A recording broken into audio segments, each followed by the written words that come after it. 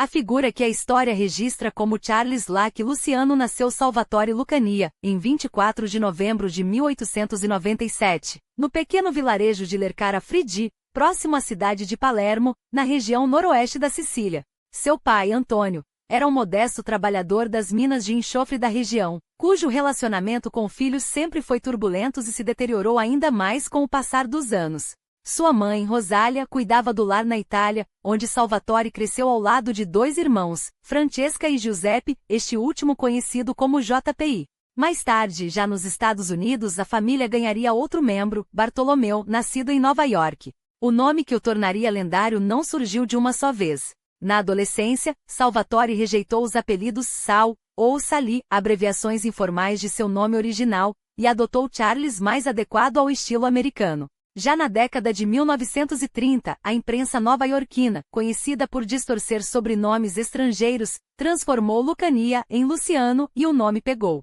Quanto ao Lac, há quem diga que o apelido nasceu do sarcasmo, após um ataque brutal em outubro de 1929. Quando foi espancado até quase perder a visão, teve a garganta cortada e foi abandonado, inconsciente em uma floresta de Staten Island.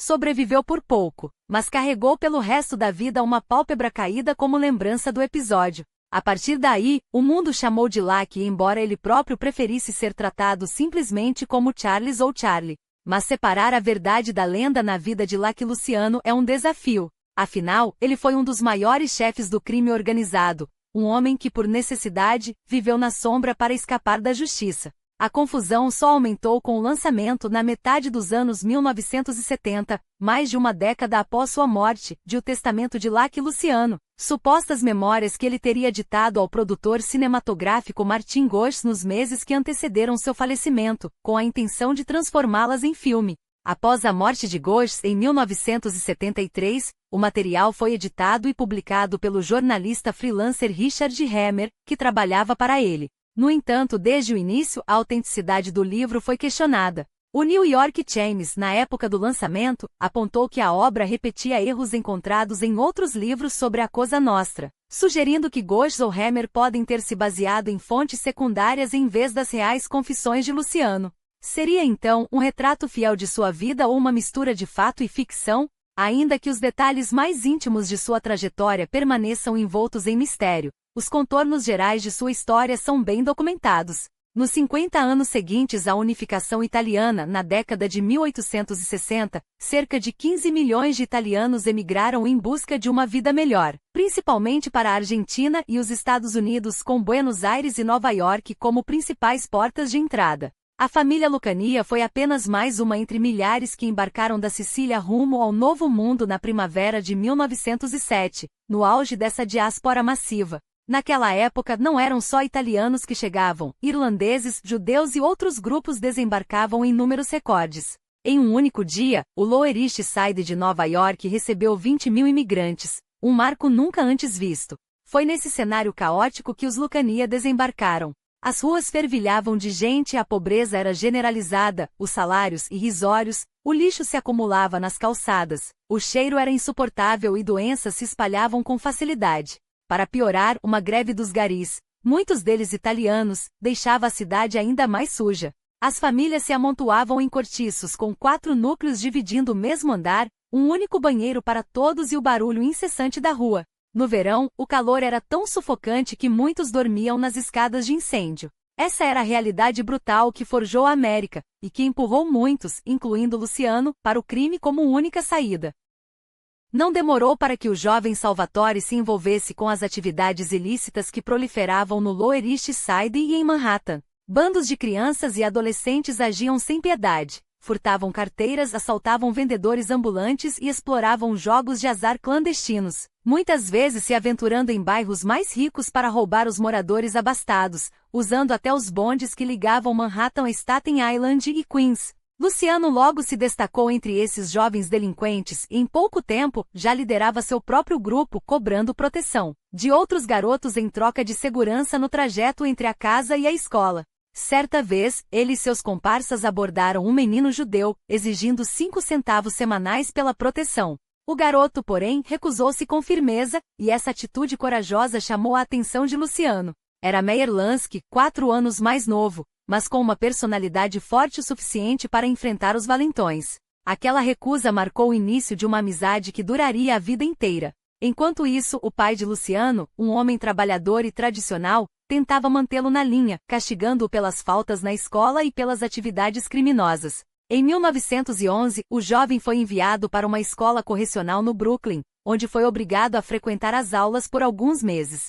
Mas aos 14 anos, abandonou os estudos de vez e conseguiu um emprego formal como balconista na Goodman Hat Company, na Green Street, entre o Lower Manhattan e os bairros do Boveri e Greenwich Village. Permaneceu lá por 4 anos com salários que aumentavam gradualmente, sinal de que desempenhava bem suas funções.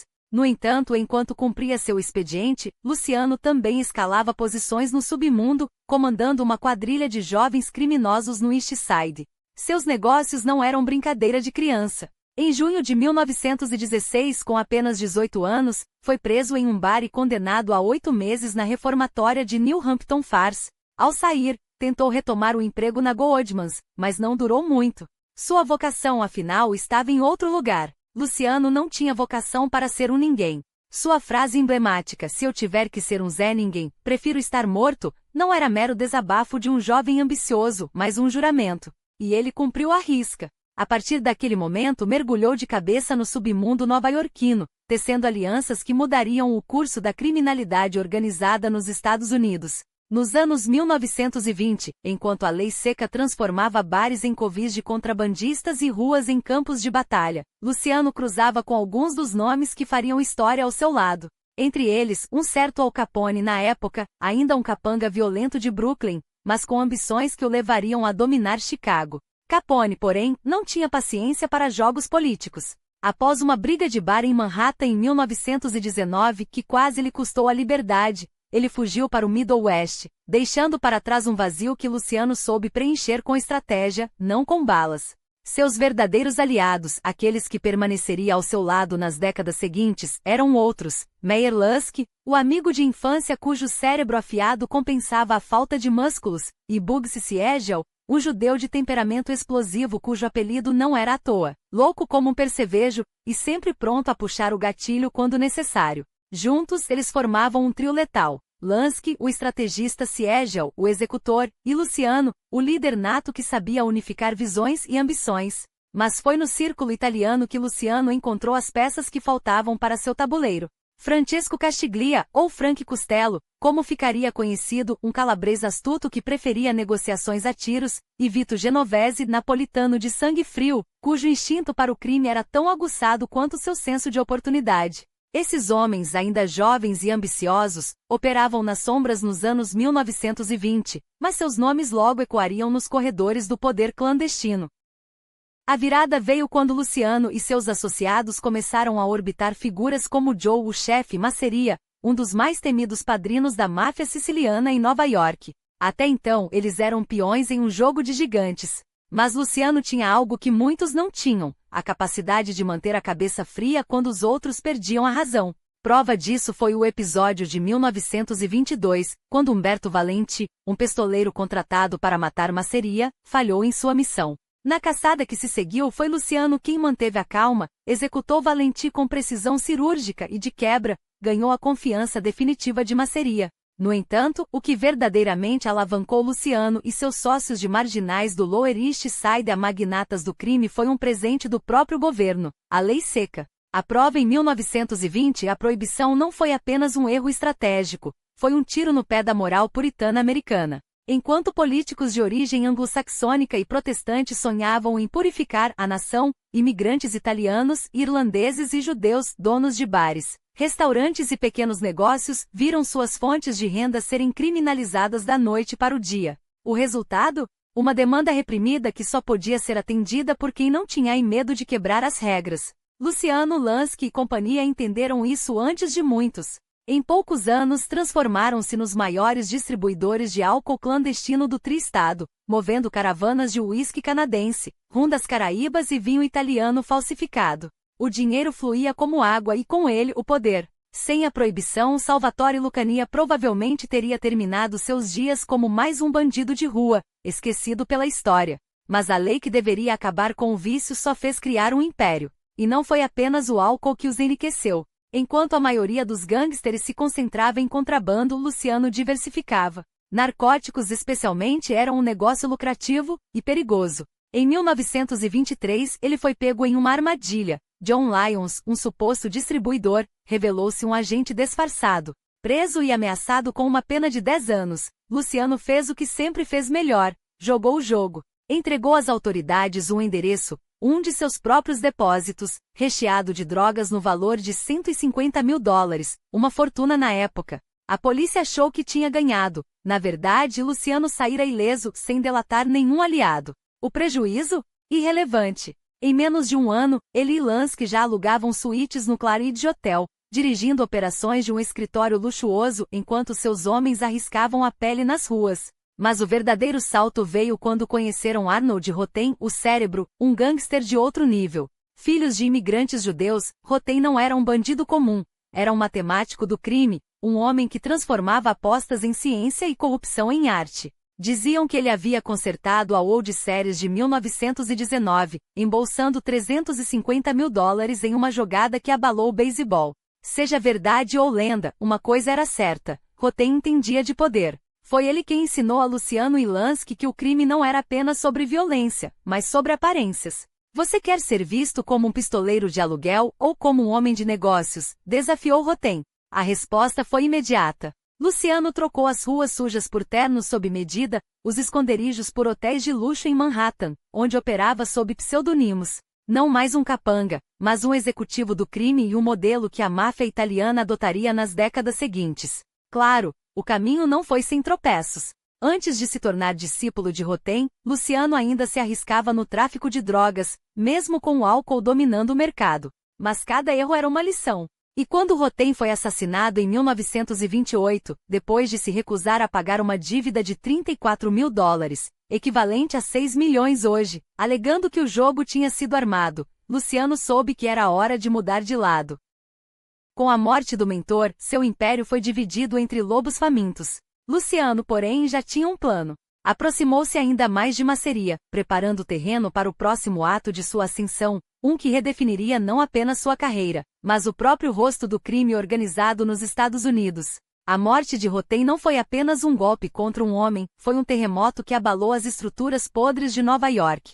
Seus arquivos vazados após o assassinato revelaram 2 décadas de corrupção sistemática, subornos a policiais, promotores e juízes, tecendo uma teia de impunidade que protegia o crime organizado. A reação foi imediata e brutal. Entre 1929 e os primeiros anos da década de 1930, uma onda de purga varreu os corredores do poder. Os velhos cúmplices foram expulsos, substituídos por promotores implacáveis, ávidos por sangue e glória. Entre eles, um nome se destacaria como uma sombra ameaçadora no horizonte de Luciano. Thomas E. Dewey, o futuro algoz que anos depois, transformaria sua vida em um campo de batalha jurídica. Mas esse confronto ainda estava por vir. O que urgia, no entanto, era uma guerra muito mais iminente e muito mais sangrenta. Do outro lado do tabuleiro, Salvatore Maranzano observava, calculista. Chegado a Nova York em 1925, trazia consigo a elegância de um homem culto, falava latim, flertara com a ideia de ser padre, e a crueldade de um predador que não hesitaria em afundar a faca na garganta de um rival. Para Masseria, ele era uma ameaça crescente. E quando Luciano foi deixado à beira da morte em 1929, com o rosto desfigurado por facadas, um ataque que carregava as digitais dos aliados de Maranzano, a mensagem foi clara: a guerra não era uma questão de se, mas de quando. Masseria respondeu com fogo. Ordenou a Luciano, Genovese e outros que eliminassem Gaetano Reina, um antigo aliado que havia desertado para o campo inimigo. Com o assassinato de Reina em fevereiro de 1930, a guerra castelamarense explodiu, um conflito tão violento que manchou de sangue as ruas de Nova York por mais de um ano. O nome? Uma homenagem macabra à cidade siciliana de Castellammare del Golfo, de onde Maranzano e seus homens vinham. E por um tempo pareceu que o siciliano levaria a melhor. Até que Luciano, sempre o estrategista, viu a oportunidade na derrota. Se Masseria estava perdendo, por que não trocar de lado? Em 15 de abril de 1931, no Nova Villa Tamaro, um restaurante em Coney Island, ele encenou sua obra-prima, um jantar, uma partida de cartas e, no momento certo, um sinal, uma ida ao banheiro. Foi tudo que Genovese e seus homens precisaram. Masseria caiu sob uma chuva de balas, e a guerra terminou tão abruptamente quanto começara. Agora, sob o comando de Maranzano, Luciano e seus aliados se curvaram por enquanto. Mas o novo capo de Tuti-Capi, chefe dos chefes, cometeu um erro fatal. Subestimou a ambição daqueles que se ajoelhavam. Maranzano redividiu o poder, criando as 5 famílias, um sistema onde cada grupo controlaria seu próprio território, dividindo o butim do crime em Nova York, Nova Jersey e além. Era uma ideia brilhante roubada de Johnny Torrio, o antigo chefe de Chicago que Al Capone havia eclipsado. Mas havia um detalhe: Maranzano exigiu lealdade absoluta. E pior, desprezava os aliados judeus de Luciano, Lusk e Siegel, como se fossem peões descartáveis. O erro seguinte foi ainda mais grotesco. Em setembro de 1931, Maranzano começou a perguntar, com uma insistência suspeita, onde Luciano morava. A resposta do gafanhoto foi seca: não tenho endereço fixo. Mas a desconfiança já estava plantada. Quando o convite para uma reunião em seu escritório próximo à Grand Central chegou, Luciano soube que era uma armadilha. Em vez de comparecer, ele enviou a morte. 4 homens, desconhecidos de Maranzano, disfarçados de agentes da Receita Federal, bateram à porta. O pretexto era perfeito. O chefe estava com problemas fiscais e esperava uma visita do IRS. Quando os agentes entraram, Maranzano resistiu. Levou 6 facadas antes de os assassinos, percebendo que o silêncio era impossível, sacarem suas armas e descarregarem 4 tiros em seu corpo. Para garantir, cortaram sua garganta. Em questão de meses, Luciano havia eliminado 3 titãs, Rotem, Masseria e Maranzano. O caminho para o poder absoluto estava aberto. Até Al Capone, o intocável rei de Chicago, estava prestes a cair, condenado por sonegação fiscal. Luciano poderia então ter se coroado o novo chefe dos chefes. Mas ele era mais esperto que isso. Em vez de repetir os erros do passado, ele inventou o futuro. Nas semanas seguintes à morte de Maranzano, nasceu a comissão, um conselho de 7 homens, os chefes das 5 famílias de Nova York, mais o representante de Chicago e Frank Milano, de Cleveland. Não haveria mais um ditador. O crime organizado seria uma federação, onde cada família governaria seu território, resolvendo disputas em mesa redonda, não em banhos de sangue. Era a gênese da máfia moderna, uma corporação do crime eficiente, descentralizada e, acima de tudo, imortal. Os anos que se seguiram foram de reinvenção. Com o fim da lei seca em 1933, o fluxo de dinheiro do álcool secou. Mas Luciano Genovese, agora seu braço direito, e Costello, o conselheiro astuto, já tinham um plano B: gambling, sindicatos e, acima de tudo, Las Vegas. Siegel foi enviado para o oeste com uma missão: transformar um deserto em poeira em o paraíso dos apostadores. Enquanto isso, em Nova York, a infiltração nos sindicatos começou em um movimento que décadas depois daria à máfia controle sobre portos, construção civil e até a política. Luciano não era mais um gafanhoto de rua. Era o arquiteto de um império. E o melhor, ele havia feito isso sem precisar ser rei. Porque no fim das contas, quem controla as regras não precisa do trono, basta possuir o tabuleiro. O tráfico de entorpecentes transformou Luciano em um homem absurdamente rico, mas sua verdadeira genialidade estava em ser intocável. Enquanto os rivais caíam, ele se movia como sombra entre os hotéis mais luxuosos de Manhattan. Primeiro no Waldorf Astoria, o endereço mais cobiçado do mundo na época. Depois no Barbizon Plaza, onde o mármore e os cristais disfarçavam seus instintos de rua. Certas noites, no entanto, o passado batia à porta. Numa delas, no Barbizon, pediu talheres e pratos de prata para o quarto, sem encomendar nada do room service. Minutos depois, um associado chegou com um prato de espaguete caseiro feito pela mãe do homem. Era assim que Luciano operava, entre champanhe francês e macarronada italiana, entre ternos de seda e cicatrizes de faca. Casamento? Nunca. Na década de 1920 e 1930, seus únicos compromissos sérios eram com o crime, e esporadicamente com Gay Orlova, uma dançarina que dividia com ele mais do que a cama, uma compreensão mútua de que o amor, para homens como ele, era um luxo perigoso. O resto eram amantes passageiras, uma rotina que, segundo boatos, lhe rendeu um presente indesejado, uma doença venérea que o perseguiria pelo resto da vida. Mas nada disso abalava seu império. Até que os ventos mudaram. Os anos 1930 trouxeram uma tempestade chamada Thomas E. Dewey. O promotor de Nova York, futuro candidato republicano à presidência, tinha um alvo: esmagar a máfia. E encontrou um aliado inesperado em Fiorello LaGuardia, o prefeito filho de imigrantes italianos que ironicamente odiava a corrupção tanto quanto amava a cidade. Dewey começou por Dutch Schultz, o gangster judeu-alemão que, após a proibição, dominara o jogo do bicho em Harlem. Quando Schultz ameaçou matar Dewey, Luciano e Lansky souberam que o jogo havia virado. Um promotor assassinado não era um problema, era uma guerra. Em 24 de outubro de 1935, Schultz foi executado em um restaurante de Newark, Nova Jersey. Mas a caçada só estava começando. 3 meses depois, em 1º de fevereiro de 1936, Dewey desferiu seu golpe, uma batida policial simultânea em mais de 100 bordéis de Manhattan e Brooklyn. Mais de 100 prostitutas, cafetões e gerentes foram presos. As declarações eram vagas, mas Dewey não precisava de muito, apenas de um fio para enforcar Luciano. A acusação?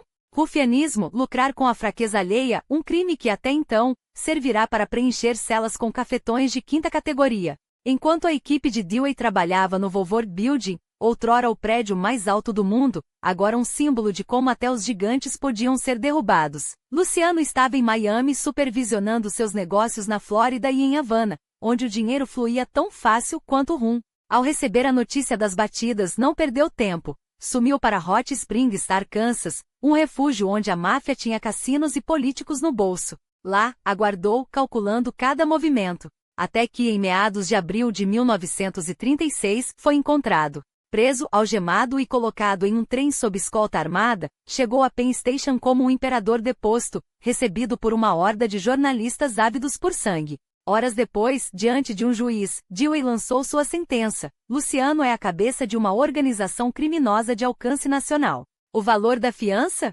$350 mil, o equivalente a mais de 7 milhões de dólares hoje. O juiz concordou. O julgamento começou 3 semanas depois e durou um mês. Dewey não estava interessado em provar que Luciano era um cafetão, queria provar que ele era o chefão. E no banco das testemunhas, Luciano cometeu seu único erro: mentir mal. Sob o fogo cruzado de Dewey, admitiu ter sido um pequeno contrabandista nos anos 1920, mas não conseguiu explicar como um empregado sem profissão formal acumulara uma fortuna durante a lei seca. A jurados já desconfiados bastou isso. 11 dias após a condenação, o veredicto, 30 a 50 anos de prisão. Foi um golpe brutal. Luciano esperava uma pena, mas não um enterro em vida. As acusações eram frágeis. Sua participação no tráfico de drogas? Nunca comprovada.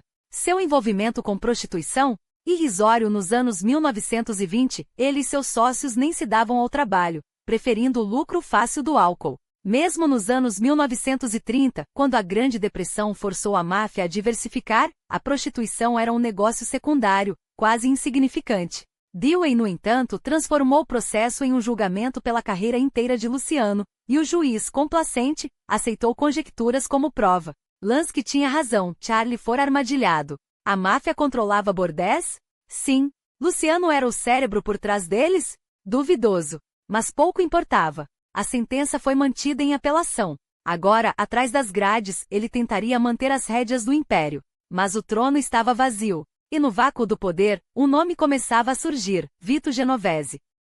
Genovese assumiu o controle interino da família Luciano, mas o poder não demoraria a mudar de mãos. Em menos de um ano, Frank Costello, o astuto consigliere, conhecido por sua elegância e conexões políticas, ascendeu ao trono. Enquanto isso, Genovese, sentindo o cerco se fechar após o assassinato de Ferdinand de Shadow, Boxia em 1934, fugiu para a Itália, deixando para trás um império em transição e um homem preso, mas ainda perigoso, Lucky Luciano. O destino reservou a Luciano um início de pena em Sing Sing, a fortaleza de pedra que, quando construída no século XIX, abrigava celas de 2,10 metros por 1,05 metros, caixões de concreto com teto tão baixo que sufocava até a esperança. Embora reformas nas décadas de 1920 e 1930 tivessem amenizado suas condições, a reputação do lugar permanecia intacta, um inferno de pedras e grades. Mas a sorte, como sempre, sorriu para Lucky. Rapidamente transferido para a prisão de Dannemora, apelidada de Sibéria, pelos detentos por seu frio cortante, ele transformou até mesmo aquele exílio gelado em um reino. Com sua habilidade inata para negociar, Luciano mediou tréguas entre facções rivais dentro dos muros e, claro, corrompeu guardas suficientes para que sua estadia se tornasse relativamente confortável. Afinal, até mesmo nas sombras do sistema penitenciário, o dinheiro e o medo abriam portas. No entanto, Dannemora ficava no extremo norte de Nova York, a centenas de quilômetros da agitação dos negócios em Manhattan. Para um homem acostumado a comandar impérios com um aceno de cabeça, a distância era uma prisão dentro da prisão. Com uma sentença mínima de 30 anos, Luciano só teria direito à liberdade condicional em 1966, aos 69 anos, se sobrevivesse tanto tempo. E mesmo então, não havia garantias. O sistema não costuma soltar leões envelhecidos sem antes arrancar-lhes as garras. Sem um milagre, ele apodreceria atrás das grades, vítima de uma condenação fabricada por ambição política. Esse milagre veio de além-mar. Em 1º de setembro de 1939, a Alemanha invadiu a Polônia. 2 dias depois, a Grã-Bretanha e a França declararam guerra. O mundo mergulhou no caos da Segunda Guerra Mundial, e com ele, as peças do tabuleiro geopolítico começaram a se mover. Em 1940, a Itália entrou no conflito ao lado de Hitler, transformando o norte da África em um campo de batalha estratégico. Quando os Estados Unidos finalmente aderiram à guerra em dezembro de 1941, após o ataque japonês a Pearl Harbor, os aliados traçaram um plano audacioso: conquistar a África do Norte, garantir o Mediterrâneo e abrir uma frente sul na Europa, invadindo a Sicília e a Itália continental. Era aí que a máfia entrava em cena. Em 9 de fevereiro de 1942, menos de 2 meses após Pearl Harbor, o SS Normandie, um transatlântico francês capturado pelos Estados Unidos e rebatizado de Lafayette, destinado a se tornar um navio de tropas, pegou fogo no porto de Nova York e afundou no dia seguinte. As suspeitas eram de sabotagem nazista. O incidente acendeu um alerta vermelho em Washington. Os portos americanos estavam vulneráveis, e o inimigo poderia estar infiltrado entre os estivadores, muitos deles ligados às redes criminosas italianas e judias. Foi então que o governo, em um movimento que mesclava desespero e pragmatismo, estendeu a mão para os mesmos homens que, em teoria, deveria perseguir. Meyer Lansky, o gênio financeiro do crime organizado e velho aliado de Luciano, foi um dos primeiros a ser procurado.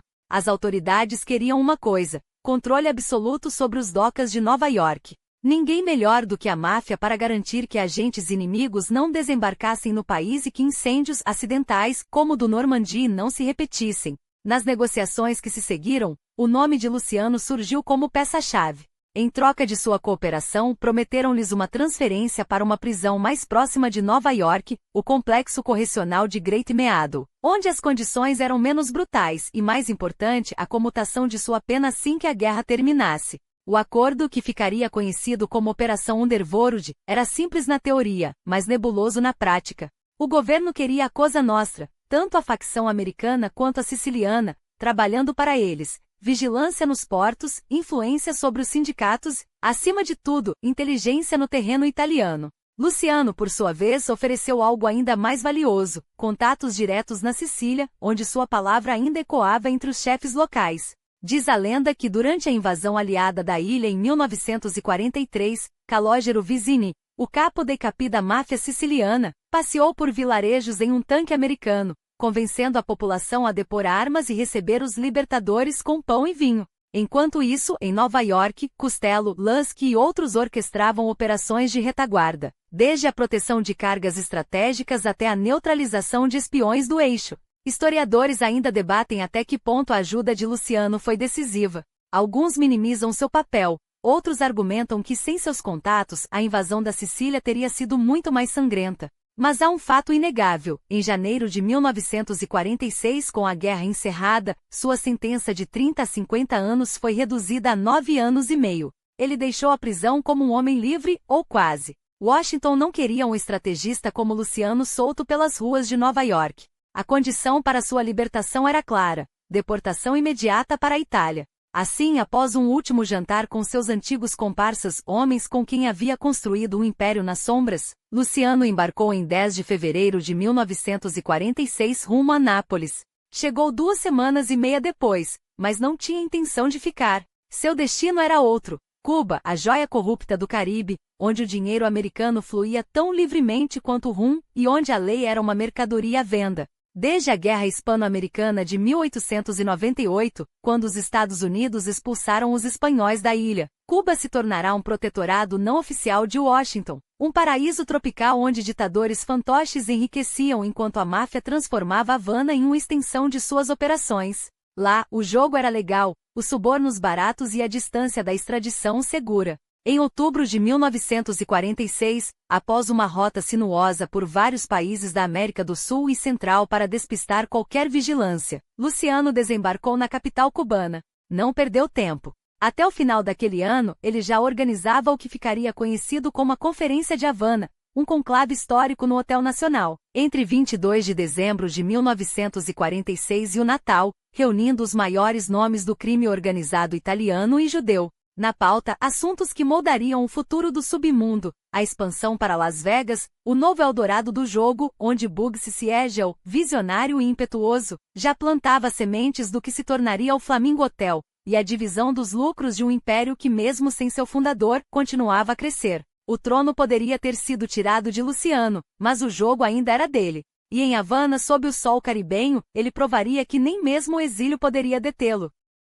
O império que Bugsy Siegel sonhara em Las Vegas poderia ter sido um monumento ao poder da máfia, mas sua gestão do Flamingo foi um desastre de proporções épicas. As obras atrasaram, os custos dispararam, e os cofres da organização sangraram enquanto Siegel, com sua arrogância de sempre, enchia os próprios bolsos. Meyer Lansky, que o conhecia desde os tempos de rua em Nova York, viu o sonho se transformar em pesadelo quando a noite de estreia do hotel virou um fiasco de proporções humilhantes. A decisão foi unânime, Siegel tinha que sumir. Em junho de 1947, uma chuva de balas em Beverly Hills encerrou sua trajetória, selando seu destino como mais um nome na longa lista de traidores que o submundo não perdoa. Mas Havana não era lugar para lamentar mortos. Ali, entre cigarros cubanos e copos de rum, os assuntos eram muito mais urgentes. A heroína que prometia lucros estratosféricos dividia opiniões, alguns viam nela o futuro, outros, um risco desnecessário. Os sindicatos, sempre um filão seguro, precisavam de mãos firmes para manter os trabalhadores, e os políticos, na linha. A loteria italiana em Nova York, um negócio que movia milhões sob a fachada de uma tradição inocente, exigia atenção redobrada. E acima de tudo, havia a questão espinhosa de Genovese e Costello, dois titãs disputando o mesmo trono. Genovese, de volta à América após a guerra, não escondia seu desdém por Costello. Para ele, o poder que Lack deixará para trás era seu por direito, não um prêmio a ser dividido com um homem que, na sua visão, nunca teve estatura para liderar. Luciano, porém, não queria saber de coroas. Quando Genovese, em um momento a sós, ousou sugerir que ele assumisse o título de capo de Tutti Capi, apenas para delegar o comando nas ruas aos Estados Unidos, o ex-chefe explodiu. Nunca mais fale nessa merda, rosnou, cortando o assunto com um gesto que não deixava margem para réplicas. Com o fim do conclave, os convivas voltaram aos seus domínios, menos um. Luciano permaneceu em Havana, saboreando uma liberdade que há anos não experimentava. Longe dos olhares da polícia americana ou italiana, ele se tornou uma espécie de celebridade local, cortejado pelo presidente Ramon Grau e recebido em jantares por empresários americanos com interesses na ilha. Quem o conheceu naquele período jurava, nunca o viram tão satisfeito. Mas o paraíso, como sempre, tinha prazo de validade. Até que na primavera de 1947, os jornais cubanos começaram a vazar sua presença. Fotos suas estampavam manchetes, e a pressão sobre o governo Grau tornou-se insustentável. Os Estados Unidos, com sua diplomacia de ferro, restringiram a importação de medicamentos essenciais para Cuba, um golpe baixo, mas eficaz. Em março, as autoridades cubanas, com educada firmeza, convidaram Luciano a embarcar no SS Baker rumo à Itália. Ele pagou por uma suíte de primeira classe, mas passou a viagem jogando cartas com turistas na classe econômica, como se quisesse provar que mesmo derrubado, ainda ditava as regras do jogo. Há quem diga que foram seus próprios aliados quem o entregaram, temendo que ele tentasse governar Nova York de longe, como um fantasma com sede de poder. O certo é que ao desembarcar na Europa, lá que Luciano descobriu que seu reinado na América havia terminado de vez. Mas a vida, como sempre, tinha outros planos. Na Itália, o homem que jamais pensara em se amarrar a uma mulher ou a uma família surpreendeu a todos. Em 1948, em Milão, conheceu Igea Lissone, uma dançarina de 26 anos que já brilhara no palco da Scala. Tímido demais para abordá-la de início, ele a reencontrou em Roma, em um iglu club onde ela se apresentava. Pouco tempo depois, ela se mudou para seu apartamento na capital. É a única mulher que eu amei, confessaria mais tarde aos policiais que o perseguiam sem trégua. A perseguição, aliás, os obrigou a se mudarem para Nápoles, onde ocuparam um penthouse na Via Tasso, com vista para o Vesúvio e a Bahia. Um refúgio de luxo para um homem que, paradoxalmente, nunca quis que seus filhos carregassem o peso de seu nome. A vida em Nápoles era tranquila, ao menos na superfície. Luciano frequentava as corridas de cavalos, onde suas apostas, misteriosamente, sempre davam certo. As autoridades italianas sabiam que algo estava podre, o dinheiro que ele gastava não vinha de negócios lícitos, mas nunca conseguiram provar nada. Ele recebia visitas de antigos comparsas de Nova York, mas mantinha distância, como se soubesse que qualquer envolvimento mais profundo o arrastaria de volta ao abismo. Até que outubro de 1958 chegou como um golpe cruel. Igéia, aos 36 anos, sucumbiu a um câncer de mama. No funeral, Luciano chorou, algo que nenhum de seus amigos jamais o vira fazer. Um repórter que o entrevistou pouco depois descreveu um homem de lábios cerrados, respondendo com silêncios eloquentes. Sua vida é quieta agora, escreveu o jornalista. Seu maior desejo é esquecer, e ser esquecido. Enquanto ele tentava apagar as memórias em Nápoles, do outro lado do Atlântico, o império que ajudara a construir desabava em sangue. Genovese e Costello, seus dois generais mais leais, haviam se tornado inimigos mortais. Costello, enfraquecido pelas audiências do Comitê Kefauver, onde o Senado americano o obrigara a expor os segredos da máfia, resistia a entregar o comando da família Luciano. Genovese, impaciente, não estava disposto a esperar. Em 1957, um tiroteio a soldado de Vincent Queixo Gigante quase encerrou a disputa, mas Costello, ferido, preferiu se aposentar a travar em uma guerra aberta. Genovese assumiu o trono, mas a vitória teve gosto de cinzas. Porque em 1959, o novo Dom foi preso por tráfico de heroína, uma acusação que soava estranhamente conveniente. Um negócio com um traquete porto-riquenho? Demasiado amador para um homem de seu calibre. Alguns suspeitaram que Luciano, em sua quietude napolitana, tivera um dedo na queda do antigo aliado. Afinal, ele receberá visitas de agentes do Federal Bureau of Narcotics nos anos anteriores. Coincidência? Talvez. Mas seus amigos em Nápoles juravam que, ao saber da condenação de Genovese, 15 anos de prisão, onde morreria em 1969, um sorriso fugaz cruzou o rosto do velho gangster. Justiça poética ou apenas o jogo sujo de um homem que, mesmo no exílio, nunca deixou de mover as peças. Nos últimos anos de vida, pouco restava para alegrar Lucky Luciano, além da sombra alongada de seu próprio legado. Nápoles, que o acolhera como um rei deposto, revelou-se um trono de papel. Suas finanças, outrora opulentas, minguavam como as brasas de um charuto mal apagado. O fluxo de dinheiro vindo de Havana, outrora sua joia da coroa, secara com a vitória de Castro em 1959, enquanto os novos donos de Nova York, ávidos por apagar sua influência, cortaram as últimas migalhas dos pagamentos residuais que ainda lhe chegavam. A ironia era amarga. O homem que um dia distribuíra fortunas como esmolas agora contava trocados, reduzido a um espectador impotente do império que construíra. E então chegou Joey Adonis, um dos antigos capangas de Luciano nos anos 1920, um peão na hierarquia que agora desfilava por Milão como um príncipe. Deportado dos Estados Unidos em 1956 após uma acusação de perjúrio, Adonis instalou-se em uma mansão suntuosa, onde recebia cortejos de subordinados e curiosos, um espetáculo de poder que Luciano, com seus bolsos vazios, só podia observar com um misto de desdém e inveja. Era um mundo de cabeça para baixo, o mestre reduzido à penúria, enquanto o discípulo medíocre usurpava o lugar que jamais merecera. A humilhação ardia mais que a falta de dinheiro. Foi nesse contexto de decadência financeira e orgulho ferido que Luciano, em um gesto quase desesperado, aceitou discutir um projeto cinematográfico sobre sua própria vida com Martin Goes, um escritor americano. O timing parecia perfeito. Em 1959, Al Capone, estrelado por Rod Steiger, arrastara multidões aos cinemas. No ano seguinte, Murder, Inc. repetira o sucesso, provando que o público devorava histórias de gangster com o mesmo apetite com que estes devoravam seus rivais. Uma biografia sua contada com o glamour de Hollywood, poderia não apenas reabilitar sua imagem como lhe render uma fortuna nos direitos autorais, e quem sabe até assombrar os novos donos do crime organizado com a sombra de seu nome projetada em telas pelo mundo afora. Nos meses finais de 1961, as negociações avançavam. Goes voara da América para fechar os últimos detalhes do roteiro, e Luciano, embora cético sobre como seus antigos sócios receberiam a ideia, parecia disposto a arriscar. Afinal, que mal poderia haver em transformar sua vida em lenda? Mas o destino, como sempre, tinha outros planos. Na noite de 26 de janeiro de 1962, Luciano dirigiu-se ao aeroporto de Capodistino, em Nápoles, para receber Ghosh, que chegava de Roma. Os dois planejavam passar os dias seguintes polindo o script, talvez brindando ao renascimento de sua fortuna com um bom uísque.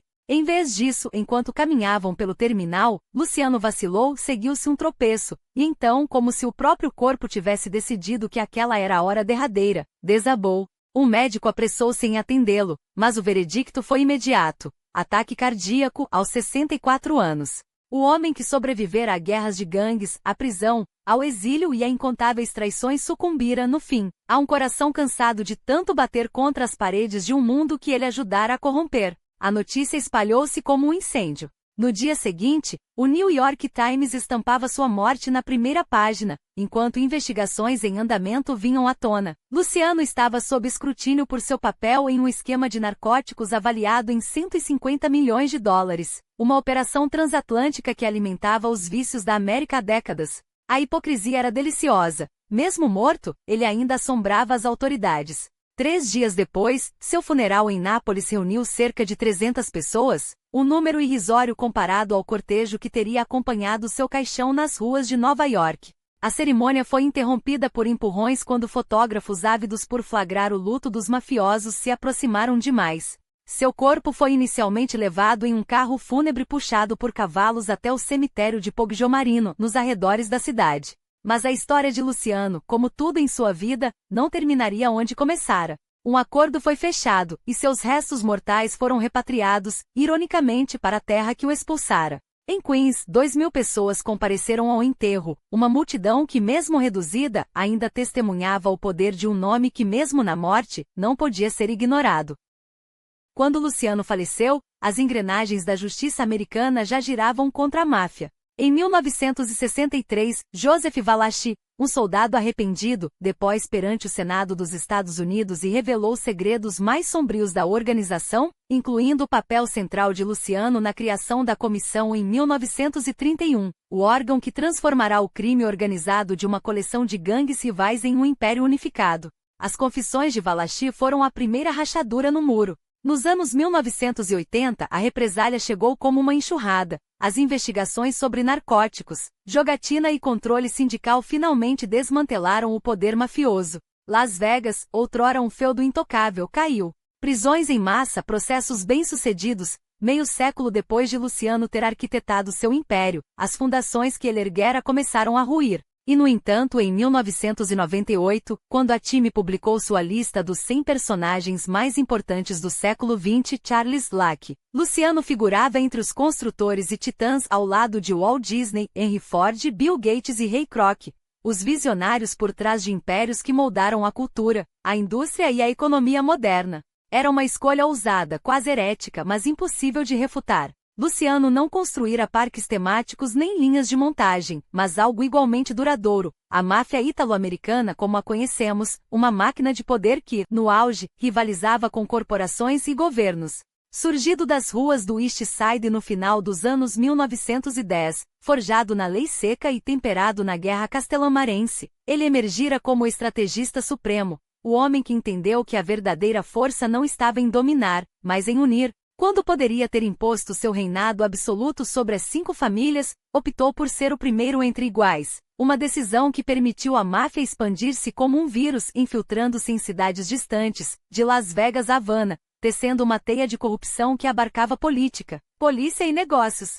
Mesmo após sua prisão em 1936, mesmo eclipsado por figuras como Costello e Genovese, seu sistema perdurou. Por melhor ou por pior, Lack Luciano foi o arquiteto de um império das sombras, um gênio do crime cuja influência ecoa até hoje, muito além dos limites de sua própria vida. E agora, a pergunta permanece: o que pensar de um homem como esse? Um visionário que ergueu um império sobre sangue e suborno, mas cujo gênio organizacional ainda é estudado em escolas de negócios? Um traidor que colaborou com o governo quando conveniente, mas cujo nome ainda inspira tanto terror quanto fascínio? A história, como sempre, deixará que cada um julgue. Mas uma coisa é certa, sem Lack Luciano, a máfia americana nunca teria sido o que foi. E o mundo, para o bem ou para o mal, nunca teria sido o mesmo.